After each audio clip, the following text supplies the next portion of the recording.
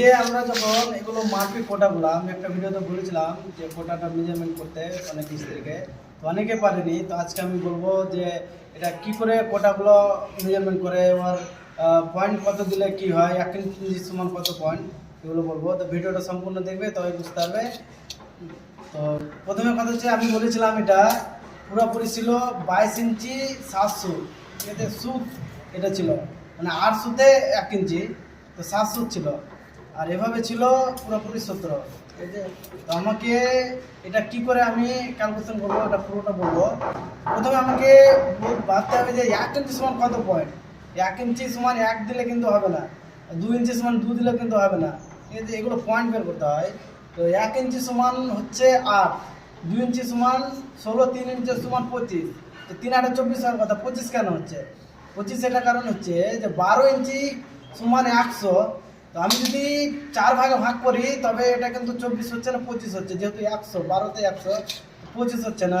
তো যেরকম 25-এ 1 বাড়লো, আবার 50 থেকে 2 বাড়বে, আবার 100 থেকে 4 বাড়বে, ঠিক আছে। ওই জন্য ওটাকে 25 হয়ে গেলে 24 হলে ওটা 25 ধরতে হয়।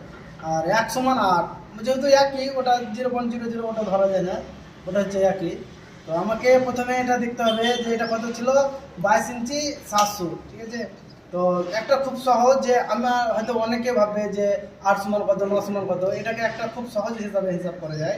যেরকম ধরো যে 10 ইঞ্চি হলো কি 11 ইঞ্চি হলো, তো 11কে আবার হয়তো গুণ করতে হবে। তো গুণ করতে হবে না, খুবই সহজ।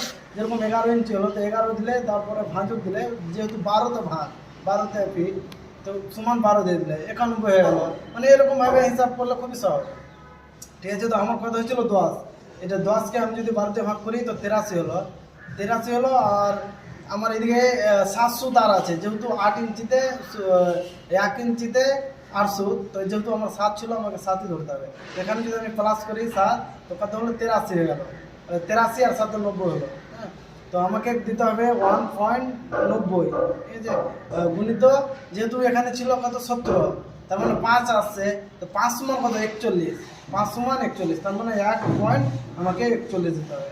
তো এটা হচ্ছে 2.67.9, মানে 600, এটা 67 ধরা যায়, 1 পয়েন্ট হলে 68 হতো, এটা ক্যালকুলেশন নিতে হবে।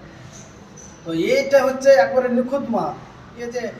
অনলাইনে অনেক বড় বড় মিস্ত্রি আছে, কেউ যদি এটা মাপটাকে যদি ভুল প্রমাণ করে দেয়, তো আমি কাজ করে ছেড়ে দেবো, জীবনে কাজই করবো না যদি ভুলটা, এই মেজারমেন্টটাকে, ক্যালকুলেশনটাকে যদি ভুল প্রমাণ করে দেয়। তো যারা জানো না তারা এভাবে করে হিসাব করতে পারে, খুবই সহজ। আর